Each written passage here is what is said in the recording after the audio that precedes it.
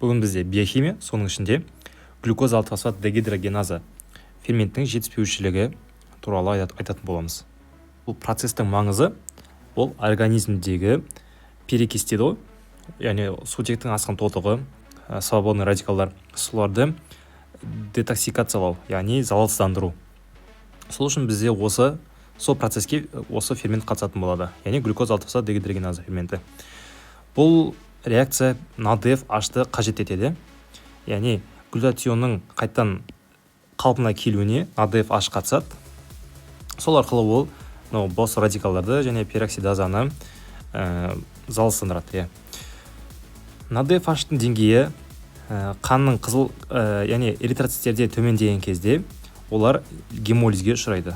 Сол арқылы адамда гемолитикалық анемия пайда болады. Эритроцитте НАДФ-H'тың деңгейі төмен болса, ол эритроцит оттектің асқын тотығы сияқты агенттермен всегда жойылып отырады. Былай жаққанда солардан зақым көріп отырады. Нитрофурандардың әсерінен эритроциттер жойылып отырады. Немесе инфекцияның өзі де солай әсер етуі мүмкін, яғни гемолизді шақырады.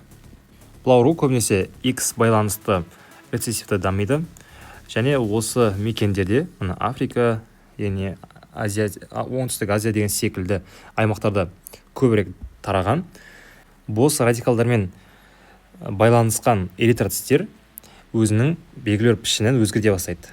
Соның нәтижесінде бізде Хейнс бодилар пайда болады және байт селс. Хейнс боди деген ол эритроциттің құрамындағы глобиннің денатурацияға ұшырауы.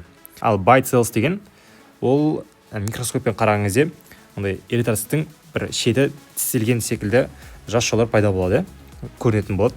Хейнс бодилардың фагоцитозға ұшырағаннан кейінгі көрінісі көкбауырдың макрофагтарымен макрофагтар арқылы ұсталып, сол жерде фагоцитозға ұшырайды. Соның нәтижесінде бізде байт селс пайда болады. Осылай мнемоникамен жаттап алсаңыздар болады. Think bite into some Heinz ketchup. Мына механизмді түсіндіретін болсақ, жалпы глюкоза 6-фосфат ол глюкоза 6-фосфат дегидрогеназа ферментінің әсерінен фосфоглюконолактонға айналады. Осы айналу процесінде НАДФ-H бөлінеді. Глютатионды восстанавливать етеді, былай айтқанда. Тотыққан глютатионды тотықсыздандырады, процеске дайындайды.